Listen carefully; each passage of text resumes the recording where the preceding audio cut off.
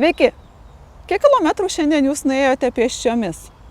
Kaip jūs vykote į darbą arba į universitetą? Galbūt viešuoju transportu, galbūt ėjote pėsčiomis, o galbūt vairavote nuosavą automobilį.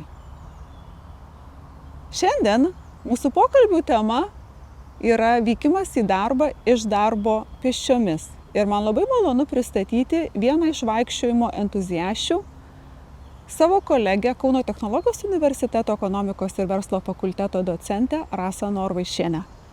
Rasa žinoma bendruomenėje dėl jos pomėgio ir įpročio į universitetą ir iš universiteto keliauti pėsčiomis.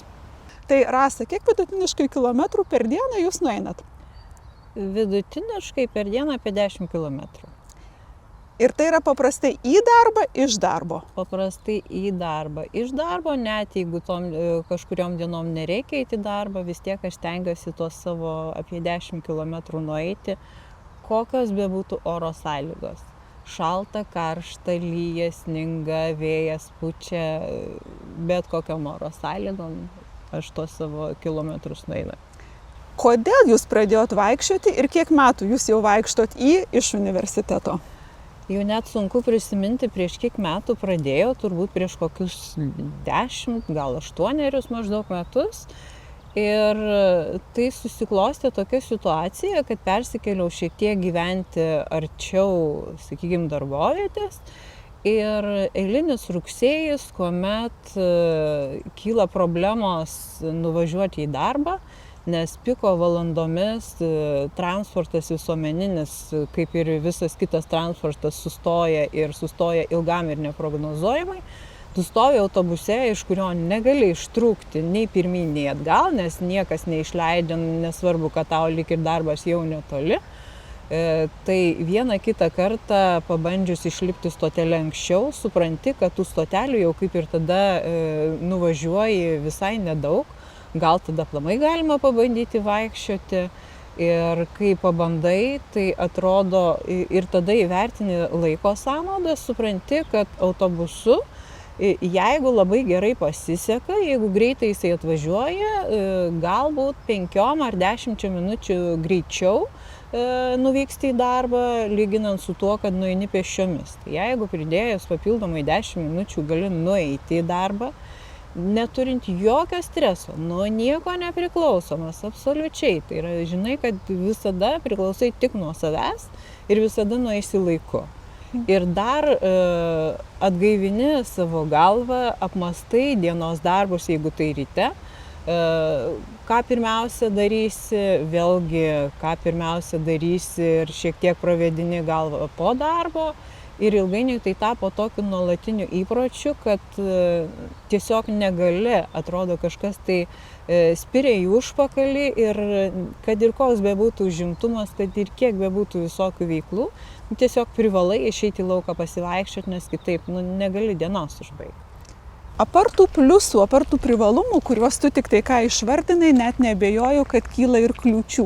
Tai gal galėjai pasakyti, kokie yra pagrindiniai sunkumai, su kuriais tu susiduri eidama į darbą pėsčiomis ir grįždama atgal? Daugiausia problemų kyla žiemą ir tuomet, kai lyja, dėl nenuvalytų šaligatvių, nes apie mašinas pagalvojama, apie pėsčiuosius deja ne. Apie vėlgi pėsčiuosius nelabai pagalvojama, kadangi yra laiptai, kurie pakankamai dažnai nenuvalyti nuo sniego. Ir paskutiniu metu, aišku, pastebėjau vis trupančius laiptus, kurie tikrai kelia kartais ir pavojų pakankamai nemažą. O koks aplinkinių požiūris į jūs? Ar daug sutinkate tų pačių kasdieninių vaikščiotojų, ar pasikalbat ir kaip jūs jaučiatės?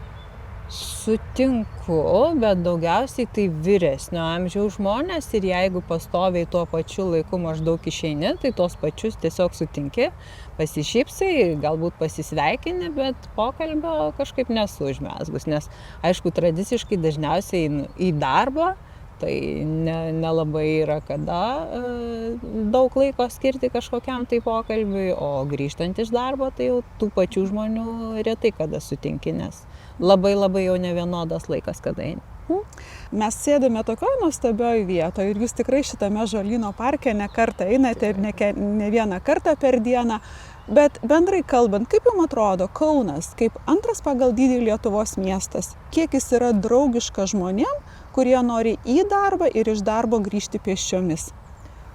Kuo toliau, tuo daugiau draugiškesnis, dėl to, kad tikrai labai daug jau ir pėsčiųjų takų yra atnaujinta, ir parkų sutvarkyta, tai tikrai visos sąlygos vaikščiojimui. Aišku, yra dar tam tikrų, sakykime, tobulintinų vietų ir sričių, bet tikrai matosi tos pastangos daryti miestą žmogui patrauklesnį ir tikrai vaikščiojimui tikrai geros sąlygos, manyčiau. Įsivaizduokime dabar, jūsų studentas klausia, dėstytoja, norėčiau pradėti vaikščioti pėsčiomis į universitetą, bet vis dar nedrįstu. Žinot, tai lietus lyja, tai saulė šviečia, niekaip neberandu to tinkamo laiko, kartais galbūt net ir pramiegojau. Tai Rasa, koks būtų jūsų patarimas? Kokia būtų jūsų rekomendacija žmogui norinčiam, bet visgi dar nedrįstančiam pradėti vaikščioti į darbą, iš darbo pėsčiomis? Visų pirma, kuo greičiau pradėti vaikščioti. Ir nežiūrint į oro sąlygas. Tai yra visiškas atsipalaidavimas, jokios įtampos, nuo nieko tampi nepriklausomas, ypač dabartiniam jaunimui, kur vienas iš gyvenimo moto yra, kad viskas būtų smagu, linksma, gražu ir būtum laisvas žmogus, tai čia tu esi laisvas, nuo nieko nepriklausomas, absoliučiai. Laisvas su savo mintim, su savo kažkokiais pomėgiais ir vėlgi neturi galvoti, kur ten, jeigu atvažiuoji su mašina, tai tu turi galvoti, kur pastatyti mašiną, kokiam laikui, kiek man tai kainuos. Vaikščiojimas nieko nekainuoja. Net ir ta pati apranga ar apavas tikrai nekainuoja gerokai daugiau negu kad tiesiog tradicinė apranga ir apavas. Tiesiog reikia pradėti.